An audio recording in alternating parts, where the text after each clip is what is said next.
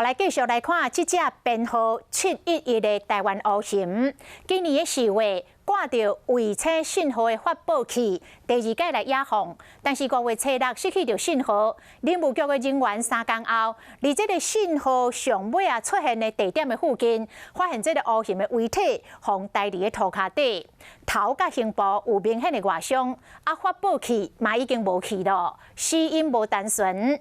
农委会要解剖这个尸体来确认，而且要报请报7总队来侦办。4位工作人员做伙甲乌熊711扛落山，乌熊的体重超过90公斤，工作人员搬甲大粒罐、细粒罐。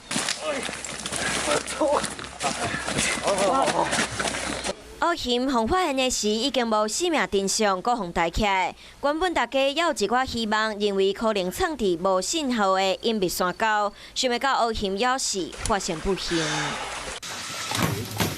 这是2020年，乌熊伫台中和平山区碰到山低调旱災状况。当时乌熊为着走出来，家己的手夹着伤，直流血，互林务局的人员救出来。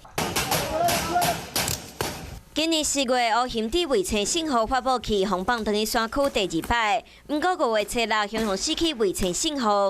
林务局的人员伫3天了后，卫星信号上尾出现地点，伫南投仁爱山区附近发现伊的头壳阁有形坎有外伤，发报器嘛碰见。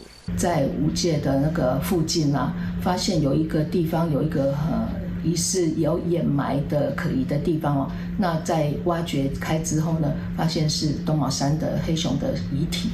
乌熊的死因到底敢有单纯？到底是谁家带起来？农委会要进行解剖来确定，而且嘛报请报7总队来侦办。